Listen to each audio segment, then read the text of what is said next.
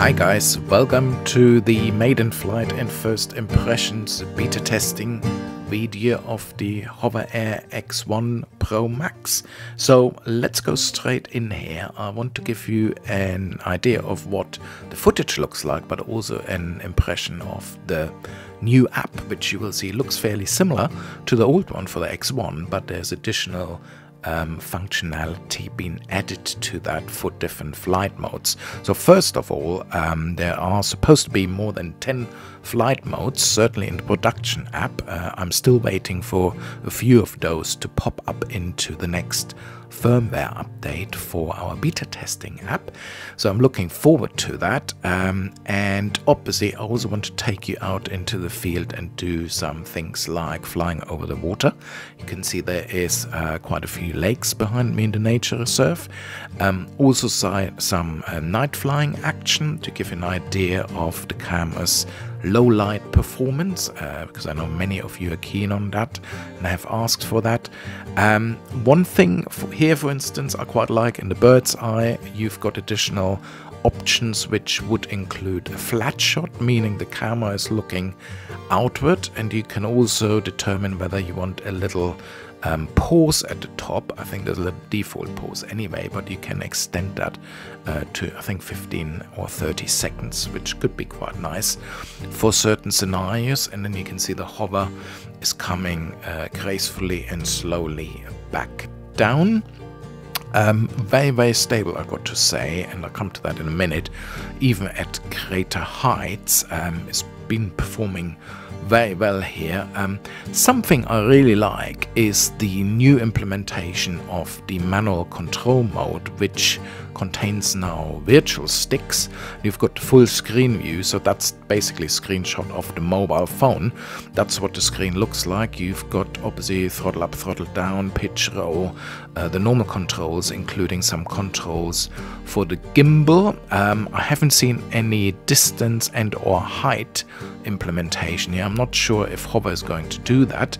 Our beta testing app at the moment hasn't got any geofencing built in yet, so hopefully once that comes, I would expect that the Hover somehow knows the the relative distance and height from the mobile phone, and or obviously you would have seen the new beacon and controller, which are great tools by the looks of it.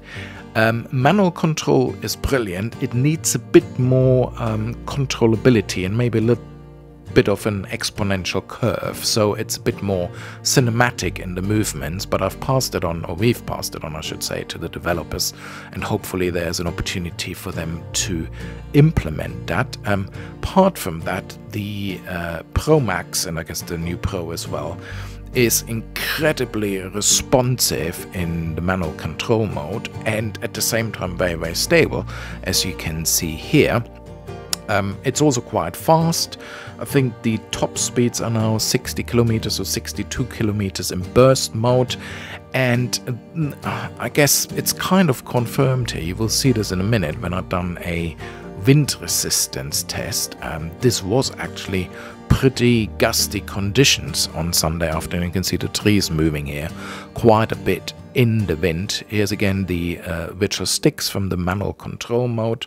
I'm bringing the Pro Max a little bit further down to the ground so you get an idea. As we speed along rather fast, you get this FPV-like impression, I guess, just to give you an idea what the video and the footage looks like. All of those, by the way, are filmed in 4K 30 FPS. I'm not even sure if my PC is capable of computing 8K, but it's nice having that ability if you're a pro camera person or video person and want to do that sort of stuff. So here you can see the wind turbine in the background going rather fast, and I checked on the Air Data app. I had about 19 meters per second gusts, even at ground level, and up to 60 meters. And I'm just looking at what that translates to. I think it translates to in about 68 kilometers an hour. Now, for that sort of wind, as you can see the turbine going mad, and also the flagpole